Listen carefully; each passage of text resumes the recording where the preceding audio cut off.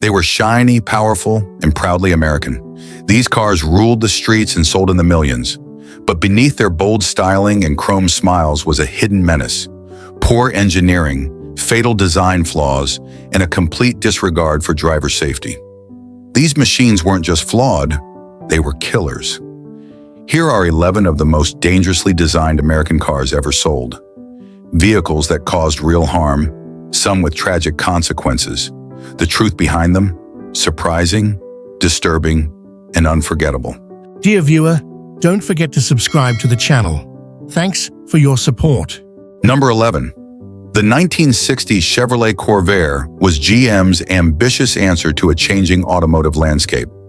Amid post-war prosperity, compact imports like the Volkswagen Beetle were gaining ground in the US, and Chevrolet sought to compete with something radically different. The result was the Corvair, a rear-engine, air-cooled, unibody car that broke from nearly every design convention in Detroit at the time.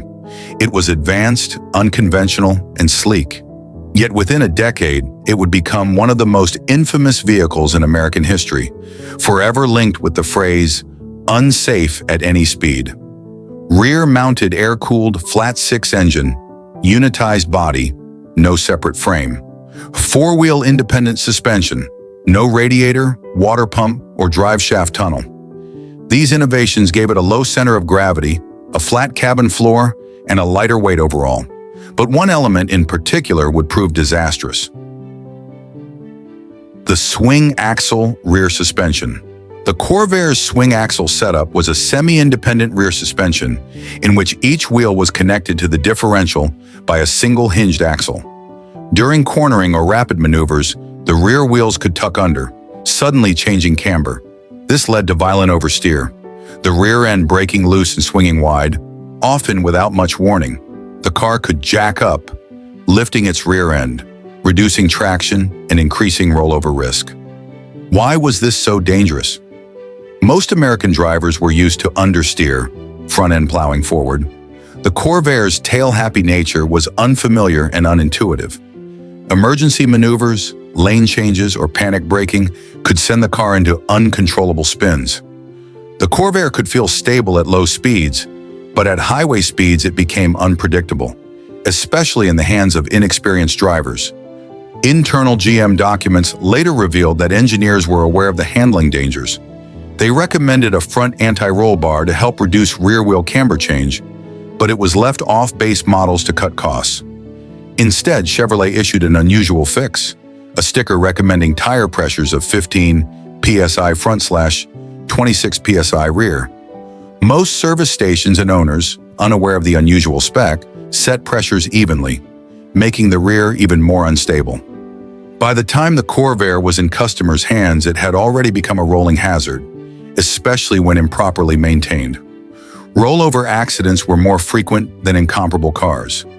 Drivers reported loss of control during emergency lane changes, fatalities and injuries from spinouts and rollovers mounted.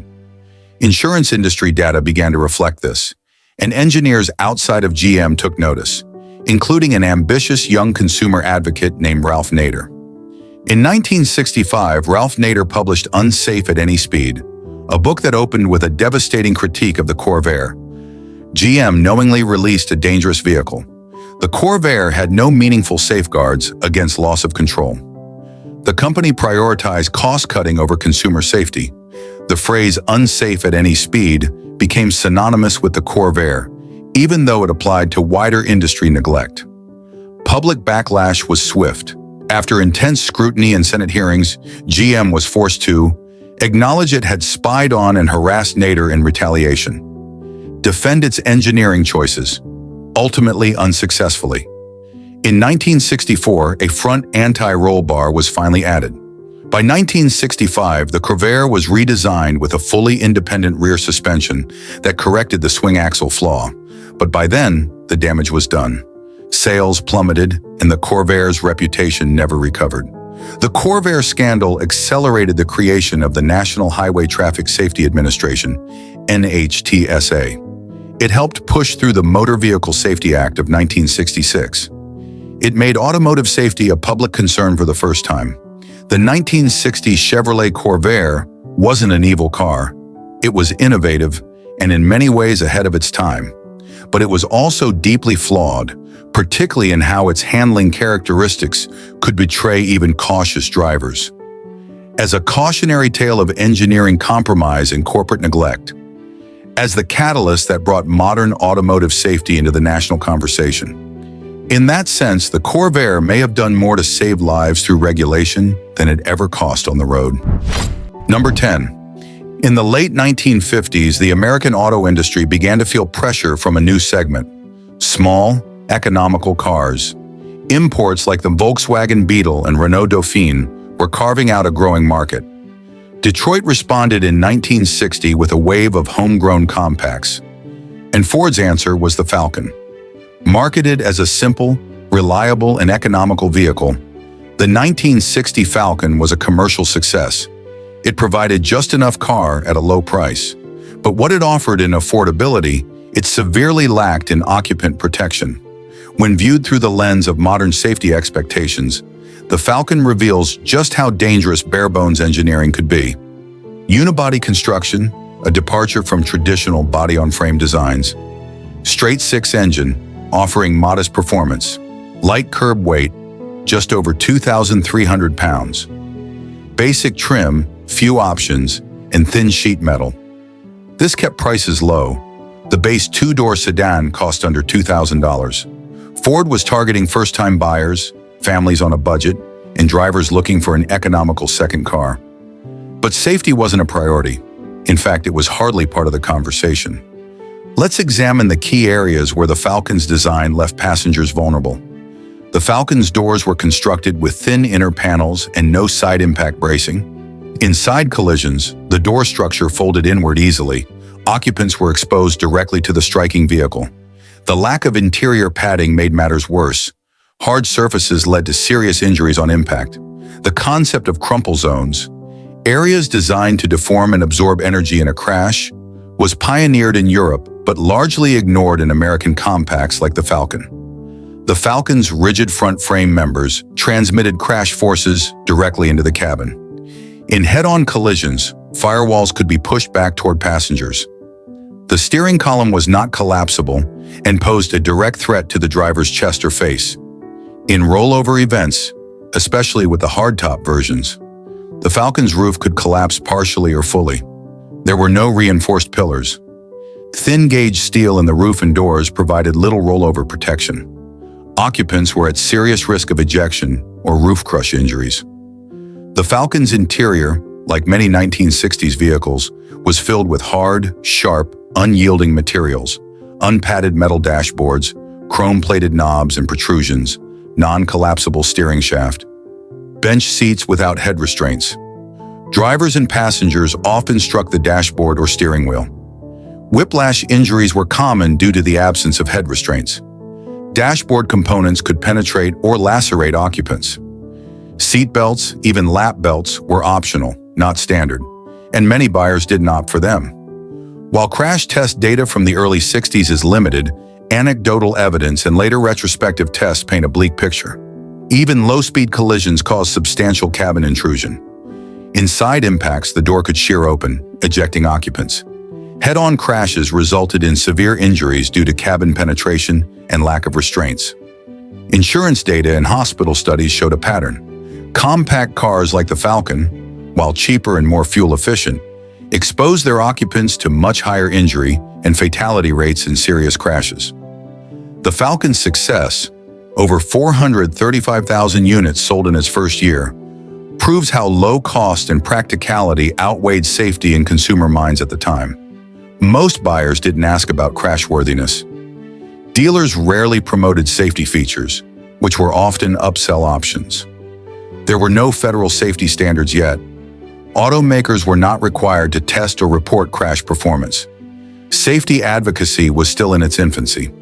Ralph Nader's "Unsafe at Any Speed" wouldn't be published until 1965, and the National Highway Traffic Safety Administration, NHTSA, wouldn't be formed until 1966. The 1960 Ford Falcon is a key case study in how economic pressures and consumer trends shaped vehicle design before the safety era. Structural integrity was an afterthought. Interior safety features were considered luxuries, not necessities. The absence of regulations left drivers at the mercy of corporate decisions. By today's standards, the Falcon would fail every crash test, frontal, side, and rollover. But it played a critical role in exposing the vulnerability of early compact cars and pushing safety to the forefront of future designs. The 1960 Ford Falcon may have been a well-intentioned compact designed to meet a market need, but it came at a high human cost. While it helped Ford remain competitive and influence future compact development, its safety oversights reflected a broader systemic failure in the American auto industry. It stands today as a reminder of what happens when form and function are prioritized over human survival. Number 9, by 1960, the American automotive landscape was shifting. Foreign imports were gaining traction, and domestic giants like Ford and GM were introducing their own compacts. In this increasingly competitive segment, Studebaker, a struggling independent automaker, rushed the Lark to market as a lifeline. Launched in 1959, the Studebaker Lark was compact, affordable, and repurposed from existing tooling. It helped the company survive for a few more years, but under its tidy exterior lay a car with woefully inadequate safety, an outdated frame, and little structural protection for occupants. Studebaker didn't have the resources to engineer an entirely new car. So the Lark was essentially a shortened Studebaker Champion, a model rooted in 1950s design, shortened wheelbase from 116.5 inches to 108.5 inches. Recycled body panels from prior years. Boxy, upright profile to maximize interior space. This saved on production costs, but left the Lark structurally fragile, especially in high-speed collisions. The 1960 Lark rode on a modified ladder-type frame, a design becoming obsolete as unibody construction took over the compact market. No crumple zones. The frame was rigid and transferred crash energy directly to the cabin. Poor torsional rigidity. Body flex under stress compromised handling and crash stability. In frontal collisions, the frame could buckle unevenly, causing the firewall to collapse inward. Side collisions were particularly dangerous due to thin door shells and no side impact beams. In essence, the Lark's body was built to hold passengers, but not to protect them. The Lark was plagued with rust problems, even by 1960s standards. Poor undercoating and minimal galvanization led to rapid deterioration. Floor pans, rocker panels, and inner fenders were especially vulnerable. Once rust set in, structural strength was further compromised, especially in load-bearing areas like the A and B pillars. In real-world crashes, rust-weakened Larks could crumple unexpectedly, leaving occupants at extreme risk. As with many American cars of the early 60s, the cabin was filled with hazards. No padded dashboard, metal knobs, switches, and control levers that could become projectiles. Non-collapsible steering column aimed directly at the driver's chest. No head restraints or seat belts as standard. In a crash, the Lark's interior did little to mitigate injury and much to increase it. Although official crash testing was rare in 1958-1960, independent evaluations and insurance records tell the story. Frontal crashes often saw engine intrusion into the cabin. Side impact collisions caused severe deformation of the door and passenger space. Roof crush in rollover accidents was not uncommon due to weak pillars and minimal reinforcement. Lack of standard safety features, no seat belts, no safety glass on all models, and no energy-absorbing design left passengers extremely vulnerable. In many cases, collisions that would injure occupants in other cars proved fatal in a Lark. Despite these hazards, the Lark sold relatively well for a brief time. Over 130,000 units in 1960 alone. The reasons were simple. It was cheap. It was readily available from a long-standing name. It filled a niche before GM, Ford, and Chrysler launched their own compacts. Buyers were looking for economy, not engineering, and Studebaker's marketing downplayed or ignored safety altogether. Style and affordability outweighed safety. Safety engineering was considered non-essential unless mandated. Struggling automakers often cut corners to stay alive. In many ways, the Lark's safety failings helped underscore the need for regulation. a wake-up call that contributed to the formation of safety standards later in the decade. The 1960 Studebaker Lark may have been practical, affordable transportation, but it was also a rolling hazard. Its outdated platform, poor corrosion resistance, and non-existent safety features made it a dangerous choice in the event of an accident. While it served as a temporary savior for a dying brand, the Lark remains a reminder that cost-cutting and crashworthiness don't mix, and that basic safety is never optional. Number 8, the 1960 Chevrolet Impala is often remembered for its sweeping fins, glittering chrome, and immense popularity. As Chevrolet's top full-size offering, the Impala became a cultural icon, symbolizing middle-class success and American design confidence. But beneath that flash was a disturbing truth. It was not built to protect its passengers in a crash. In an era before federal safety mandates, style and comfort came first. Unfortunately, that meant critical safety aspects, from steering column design to cabin padding, were poorly considered or entirely ignored. No perimeter frame meant weaker side impact protection. In a crash, the center of the car remained stiff, while the outer structure absorbed little energy. The chassis design increased torsional twist, reducing stability and increasing risk in collisions or evasive maneuvers. This frame saved weight and cost, but compromised safety, especially in T-bone and rollover scenarios. One of the most hazardous aspects of the 1960 Impala was its interior layout, which, while stylish, became lethal in frontal collisions. Metal dashboard with sharp contours that offered no energy absorption, hard plastic knobs and trim that could lacerate or impale occupants, steel steering wheel hub with no padding, directly aligned with the driver's torso, non-collapsible steering column that often speared into the cabin during frontal impacts, no standard seat belts or head restraints, leaving occupants to ricochet off the interior during a crash. The Impala's cabin was essentially a collection of rigid, angular components, an environment that became deadly the moment a crash occurred. Chevrolet's engineering focus was on looks and performance, not crash energy absorption. The front structure of the 1960 Impala had minimal energy management, no crumple zones. The front end transferred impact forces directly into the firewall and steering column. The engine and steering box would shift backward during a head-on collision, compromising the firewall and impaling the driver's legs or chest. In high-speed impacts, floor pan buckling caused pedals to move rearward, crushing feet or lower limbs.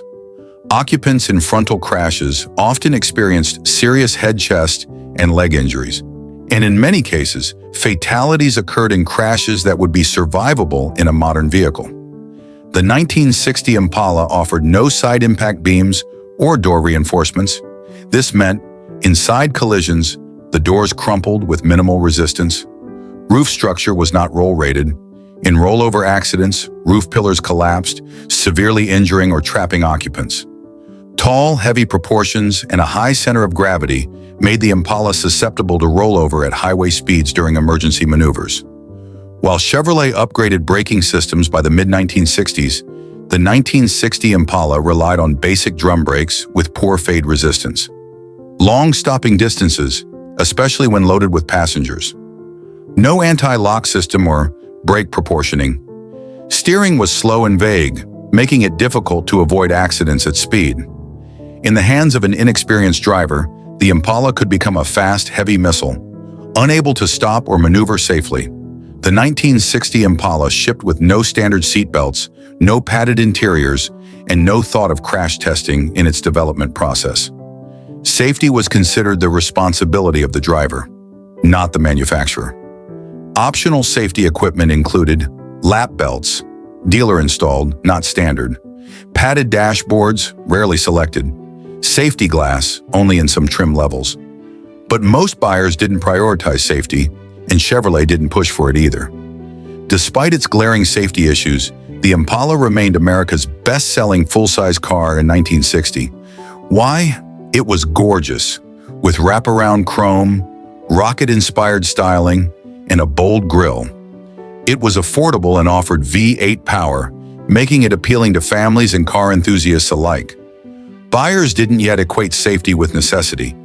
Crash survivability was still not part of the consumer mindset. Thanks to advocates like Ralph Nader and crash researchers, cars like the Impala helped illustrate the life-or-death importance of structured safety development. The 1960 Chevrolet Impala may have been one of the most visually iconic cars of its era, but it was also one of the least safe full-size vehicles on American roads. Its combination of an unsafe frame, rigid interior, and lack of basic protections made it a danger to its own occupants in any serious crash. It stands today as a symbol of automotive excess and engineering oversight, a milestone in what needed to change in the American car industry. Number 7, the 1960 Buick Lasaber projected an image of power, space, and prestige. Sitting proudly in the lower end of Buick's full-size lineup, it was often chosen by families seeking an affordable touch of luxury. But beneath the glossy paint, chrome accents, and V8 confidence was a car deeply flawed when it came to protecting its passengers. Like many cars of its era, the Lasaber was designed before crash testing or safety regulation were standard practice.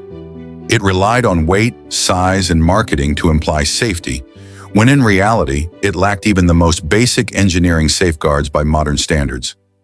Despite its 4,200-plus pound curb weight, the 1960 Lasaber came equipped with four-wheel drum brakes, a choice that prioritized cost over performance. No front disc brakes, even as optional equipment. Brake fade was common after repeated use, especially during downhill driving. The drums were susceptible to water ingress, reducing braking effectiveness in wet conditions. Stopping distances at highway speed were dangerously long, requiring skill and luck to avoid rear-end collisions or intersections. This meant that despite its ability to reach 100 miles per hour, it struggled to stop with any authority. In 1960, manufacturers like Buick had not yet embraced crumple zone theory or energy-absorbing design. The Lasaber's structure was massive but rigid, which presented several dangers in a crash. Front and rear frame sections were stiff, transmitting crash force directly to the passenger compartment.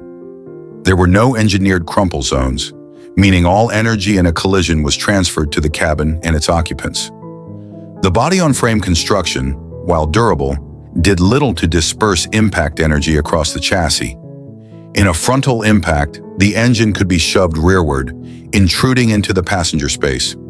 In real-world crashes, this translated into high injury severity, particularly for front seat passengers.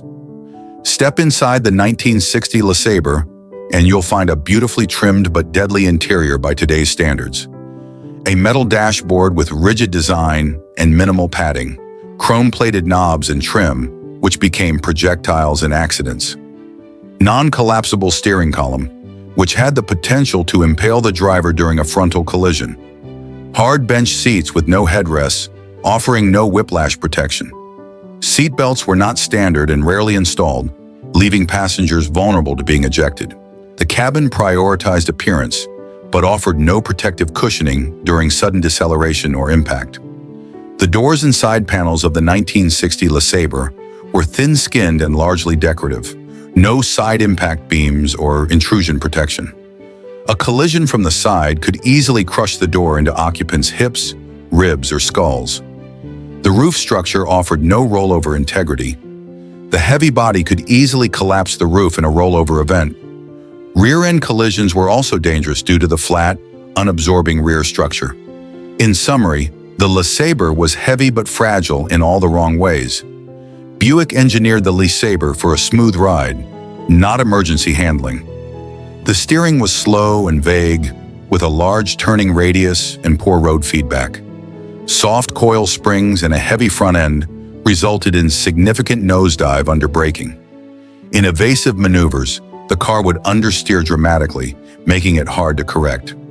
Together with its sluggish braking system, the Lasaber was nearly helpless in avoiding an accident once a crisis began. To Buick's credit, the Lasaber was no worse than most of its contemporaries.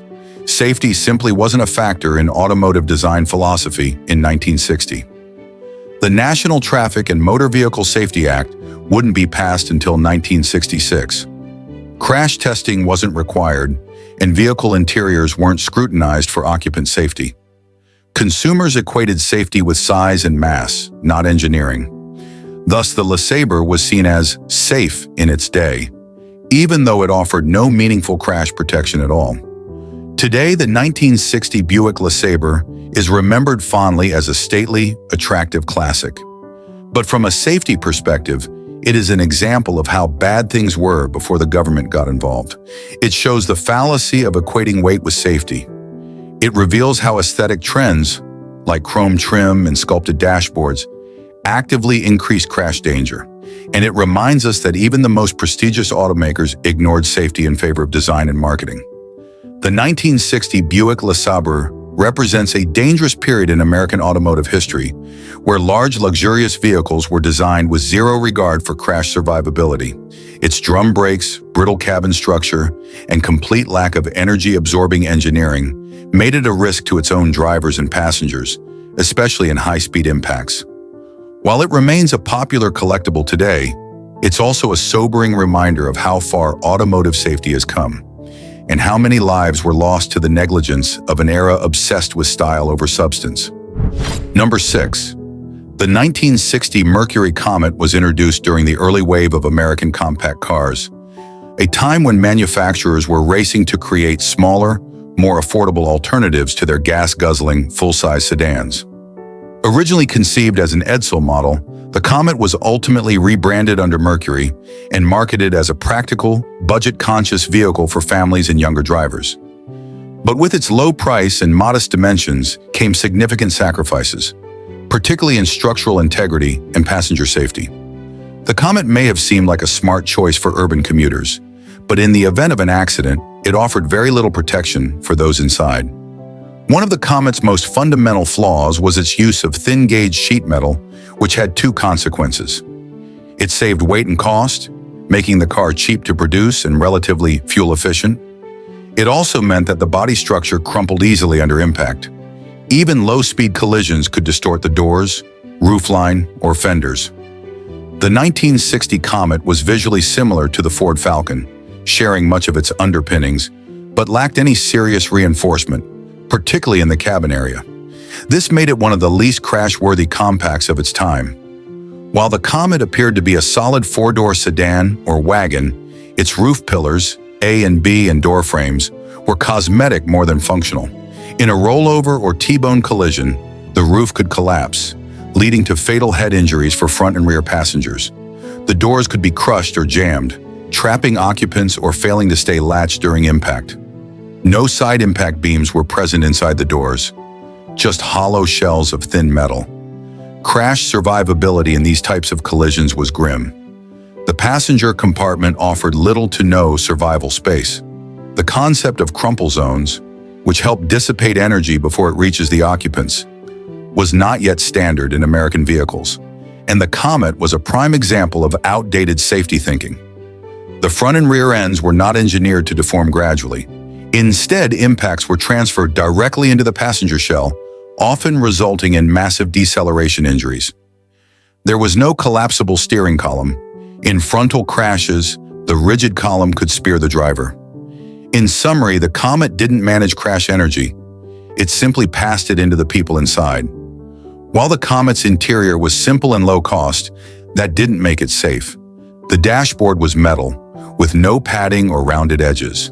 Instrument clusters and controls were hard, protruding, and dangerous in a crash. No headrests were offered, leaving passengers vulnerable to whiplash. Seat belts were not standard and rarely installed unless requested. Even then, they were crude lap belts with no retractors or tension limiters. It was an interior designed for economy, not survival. Though marketed as light and efficient, the Comet still weighed over 2,500 pounds and was fitted with all-drum brakes, which faded under repeated use and offered long stopping distances. A soft suspension and vague steering, which made emergency maneuvers difficult. No traction aids, and with narrow tires, it was prone to loss of grip in wet conditions. This meant that avoiding an accident was just as difficult as surviving one. At the time, cars like the Comet were seen as a smart alternative to full-size behemoths. Buyers appreciated lower purchase prices, better gas mileage, easier parking and maneuvering, but this cost-cutting came at a high price. By eliminating reinforcement and reducing materials, Mercury sold a car that simply couldn't protect its occupants in real-world scenarios. There were no federal safety standards yet, and consumers were largely unaware of how vulnerable they were.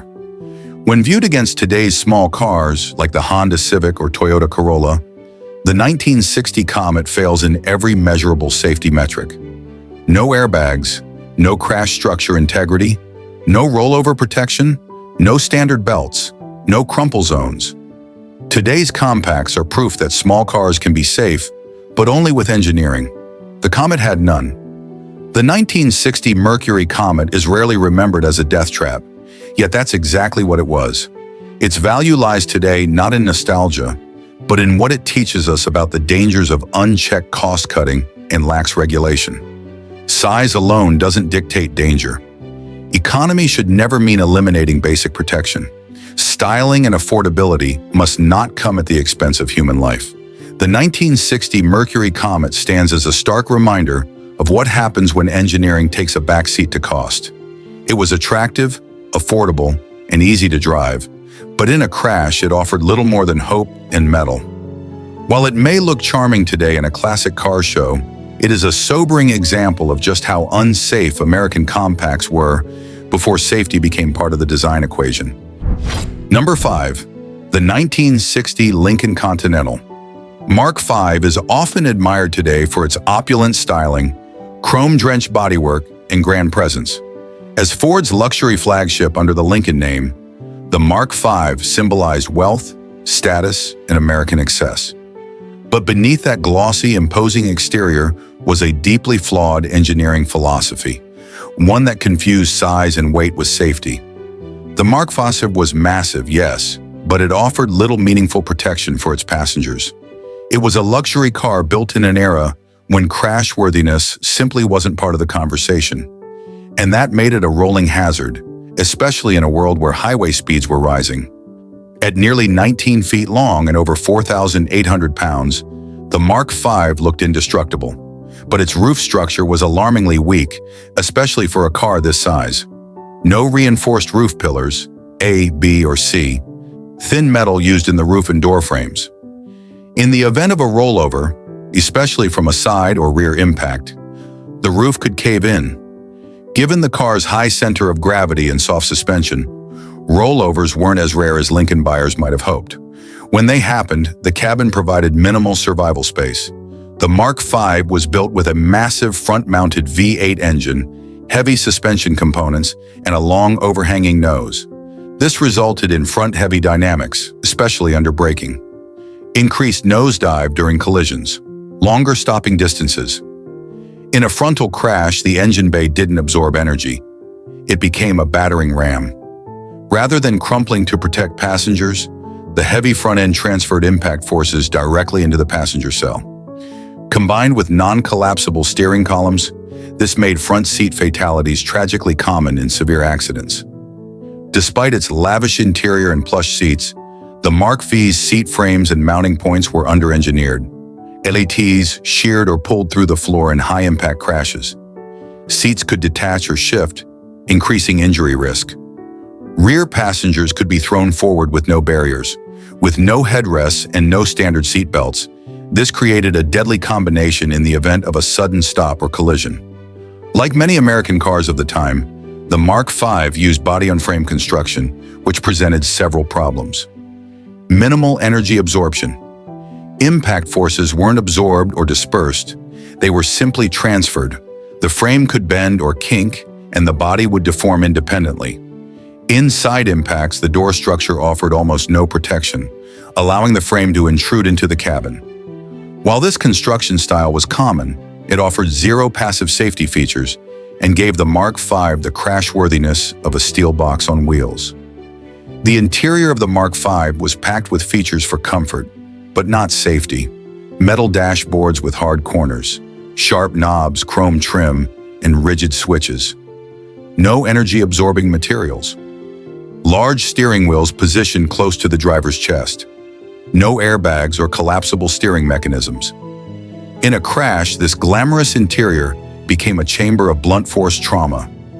Weighing nearly 2.5 tons, The Mark V had drum brakes on all four wheels, a serious liability. Poor performance under repeated braking, fade, long stopping distances, nose-heavy weight distribution caused uneven brake bias. Emergency handling was compromised by vague, floaty steering and soft suspension. The car was built for straight-line cruising, but any evasive maneuver or panic stop could end in disaster. In 1960, American buyers assumed big meant safe. The Mark V, with its sheer bulk and imposing presence, fit that assumption perfectly. But this assumption was dangerously false. Weight does not equal protection without proper energy absorption. The lack of structural design for crash scenarios meant the Mark V offered no advantage over much smaller cars. Luxury was mistaken for engineering, and the cost was often paid in lives. When compared to a modern luxury sedan, such as a Mercedes S-Class or even a well-equipped SUV, the 1960 Mark V lacks every critical safety feature. No airbags, no ABS or traction control, no reinforced passenger cell, no energy-absorbing structure, no effective restraint systems. Today, safety is engineered into every inch of a car. The Mark V had virtually none of it. The 1960 Lincoln Continental Mark V represents the height of pre-regulation American automotive excess, a monument to size, styling, and superficial comfort. But beneath the polished chrome and padded seats, it was a structurally inadequate vehicle that left its passengers exposed to deadly risk. In the absence of safety standards or consumer pressure, the Mark V was a product of its time. Today, it serves as a stark reminder that automotive luxury must never come at the expense of occupant protection, and that massive size alone does not make a car safe. Number 4. The 1960 Pontiac Bonavville was one of the fastest full-sized American production cars of its time. With bold styling, a luxurious interior, and powerful V8 engines, it represented General Motors' attempt to blend performance with prestige, but under its sporty, chrome-trimmed exterior lay a fatal flaw. Its go power far exceeded its whoa and crash protection.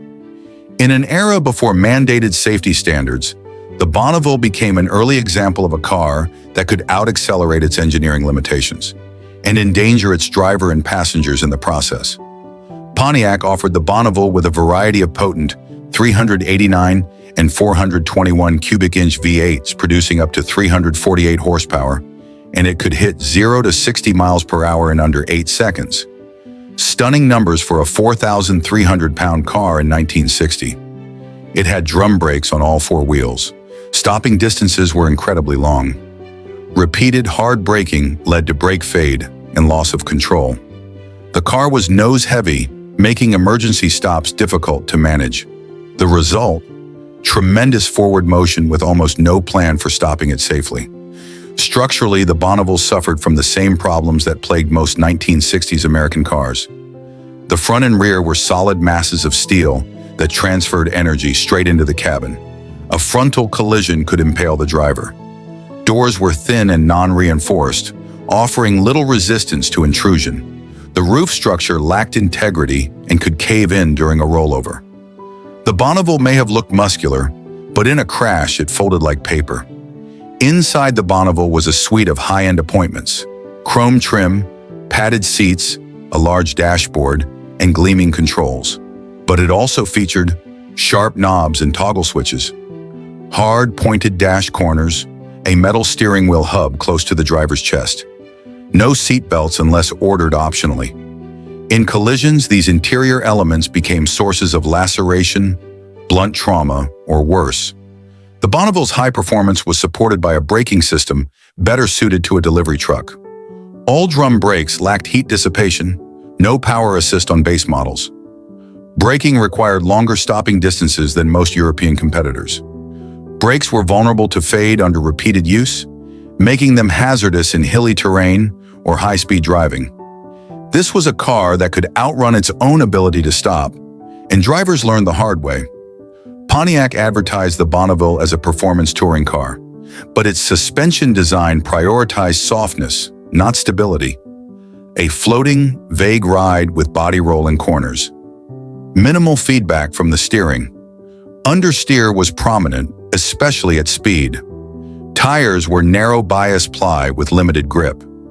Combine that with a fast, heavy body and poor brakes, and the Bonavville could become unstable at highway speeds, especially in emergency maneuvers. The Bonavville could exceed 110 miles per hour in some trims, but consider what it didn't include. No standard seat belts, no head restraints, no airbags, no energy-absorbing steering column. It was a car that gave its driver the thrill of speed without any protection in a crash.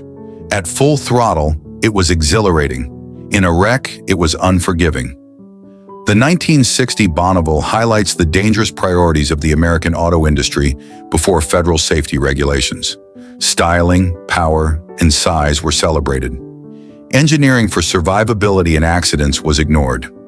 Manufacturers believed buyers didn't want to think about safety. Cars like the Bonavville were sold as fast, fun status symbols, not responsible transportation. This approach left American drivers vulnerable in an increasingly fast-paced driving environment.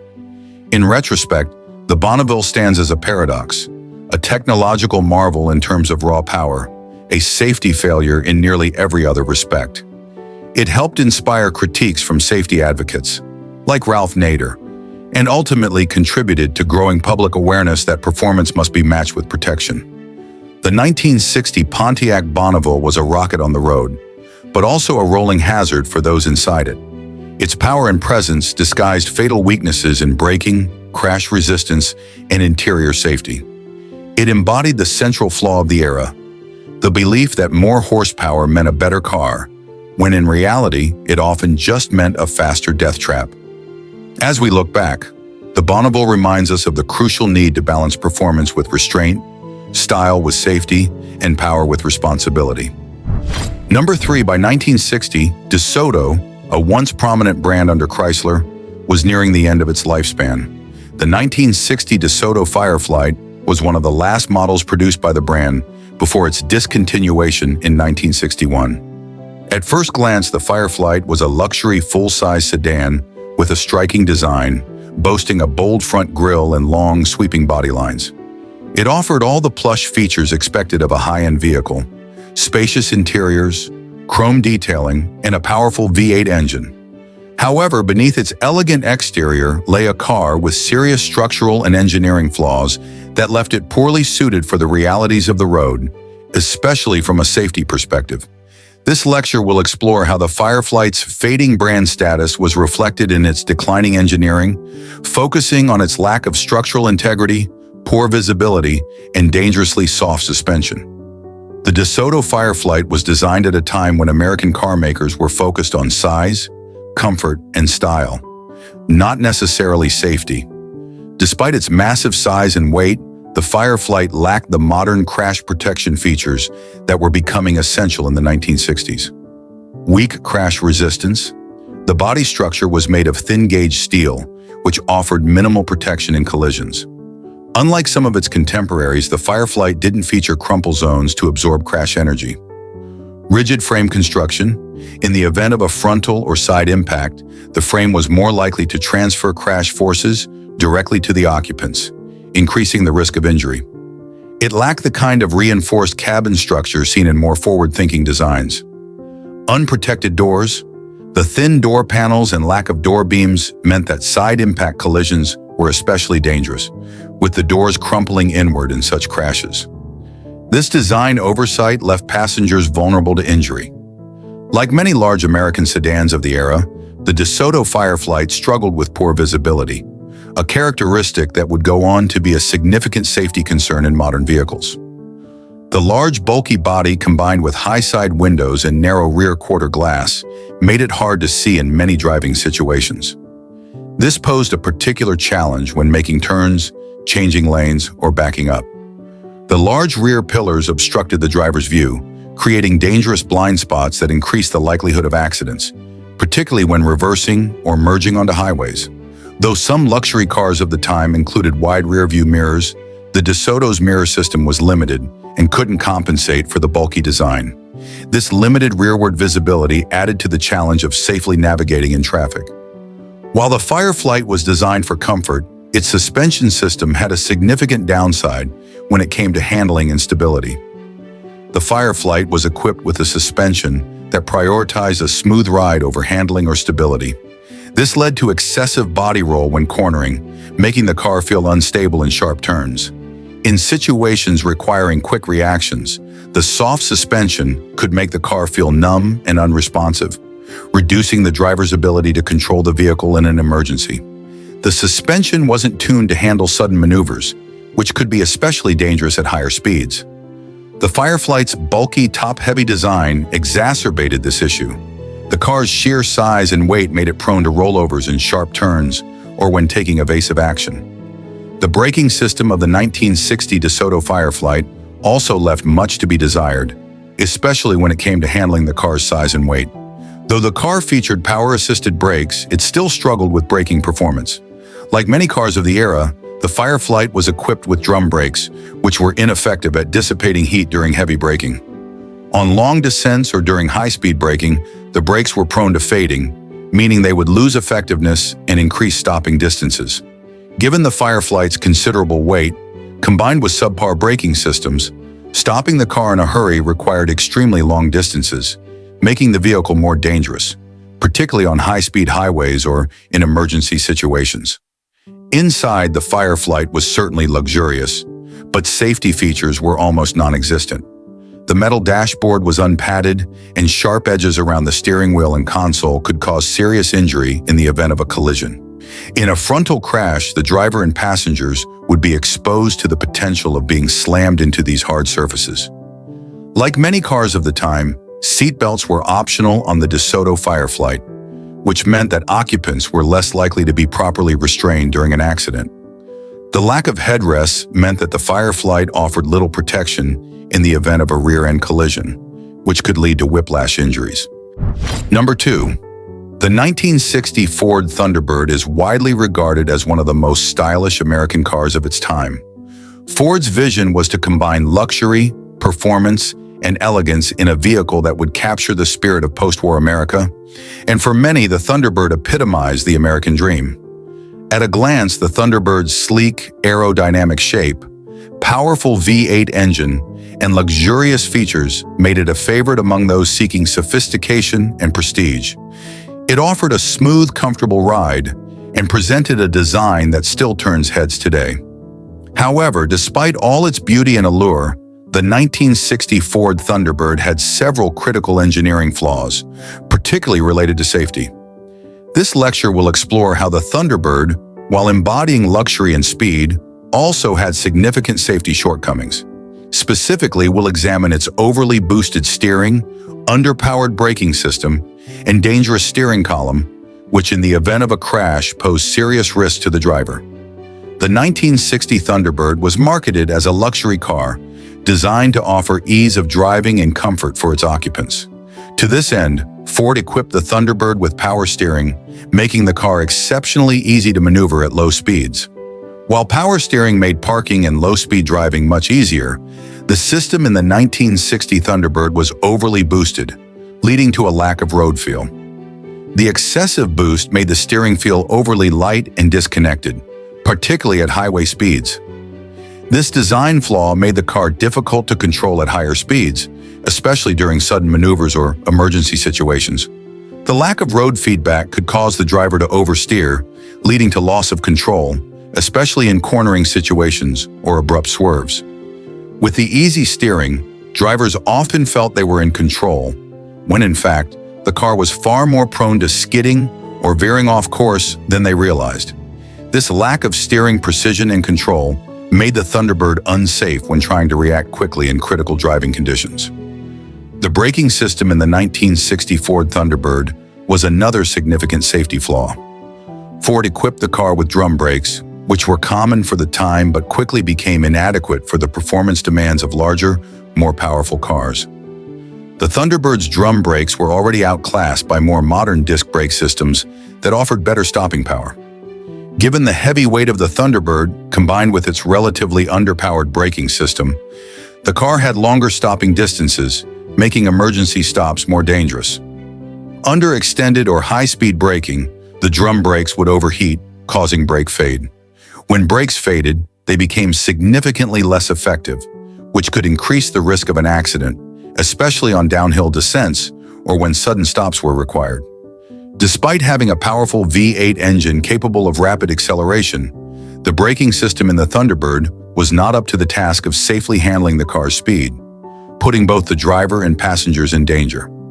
One of the most dangerous flaws in the 1960 Ford Thunderbird was its rigid steering column, a safety feature that would become a major concern after the 1970s, but was prevalent in cars of the 1960s. The steering column in the Thunderbird was not designed to collapse or absorb impact in the event of a crash. During a collision, the rigid steering column would remain fixed, putting the driver at risk of serious injury. In a frontal crash, the fixed steering column could push forward and potentially impale the driver. This design flaw was particularly dangerous in high-speed collisions, where the force of the crash could propel the steering wheel into the driver's chest or face, leading to fatal injuries. The lack of crumple zones in the design of the Thunderbird further exacerbated the danger posed by the steering column. When a collision occurred, the lack of energy-absorbing materials meant that the impact forces were transmitted directly to the occupants, particularly the driver. The 1960 Ford Thunderbird, like many cars of its time, was not subject to the safety regulations that we now take for granted. The National Traffic and Motor Vehicle Safety Act and federal motor vehicle safety standards wouldn't be introduced until the mid-1960s and early 1970s, so car manufacturers often prioritized style, comfort, and performance over safety features. No crash. At the time, there were no official crash tests or government safety guidelines that manufacturers had to follow. This meant that manufacturers like Ford could produce cars with minimal concern for crash safety, and models like the Thunderbird had no safety features that could adequately protect passengers in the event of a crash. Lack of seat belts. Like many vehicles from the era, seat belts were optional on the Thunderbird, which was another safety oversight. Number 1. The 1960 Pontiac Catalina was one of the most popular full-size cars of its era. Known for its bold styling, powerful performance, and luxurious features, the Catalina quickly became a favorite among drivers, seeking both speed and sophistication. With its sleek design, large chrome details, and powerful V8 engine, the Catalina had all the attributes of an iconic American muscle car of the 1960s. However, beneath the flashy exterior and the roar of its powerful engine, the 1960 Pontiac Catalina came with a set of serious safety flaws that made it dangerously stiff and hazardous in the event of an accident. Despite its impressive performance, it had a rigid frame, minimal cabin padding, and poor crash resistance, which meant that high-speed collisions often led to catastrophic consequences for its occupants. In this lecture, we'll delve into the structural issues and safety shortcomings that plagued the Catalina, exploring how its engineering failed to match its stylish exterior and performance potential. Pontiac marketed the 1960 Catalina as a car that combined style and performance. It was powered by a 389 cubic inch V8 engine, capable of producing impressive power, making it ideal for drivers seeking speed and thrills on the open road. With its robust engine and aerodynamic design, the Catalina was built for high-speed cruising and powerful acceleration. At the time, many consumers desired cars that could go fast and deliver thrilling performance, and the Catalina delivered on this front. However, in designing the Catalina for performance, safety became an afterthought. Pontiac's focus was clearly on style and speed rather than crashworthiness, a trend common in the automotive industry during the 1950s and early 1960s.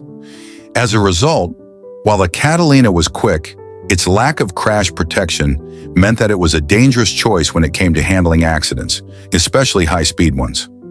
The stiffness of the frame, combined with inadequate energy-absorbing materials in the cabin, made the vehicle highly unsafe when faced with collision forces. One of the most alarming safety flaws in the 1960 Pontiac Catalina was its rigid frame. The design of the frame, although durable for the rigors of high-speed driving, was not built with crash protection in mind. In fact, it contributed to the severity of impacts during crashes. Unlike modern vehicles, the 1960 Catalina had no effective crumple zones. Crumple zones, designed to absorb impact energy during a collision and prevent it from transferring to the cabin, were not a consideration in the Catalina's design. Instead, the rigid frame would transfer much of the crash energy directly into the vehicle's interior. When the car's frame doesn't absorb crash energy, the force of the collision is more likely to reach the occupants, resulting in more severe injuries.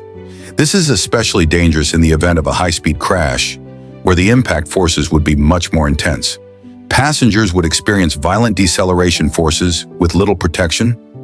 The rigid frame, combined with the lack of modern crash safety features, made the 1960 Catalina significantly less survivable in the event of a crash.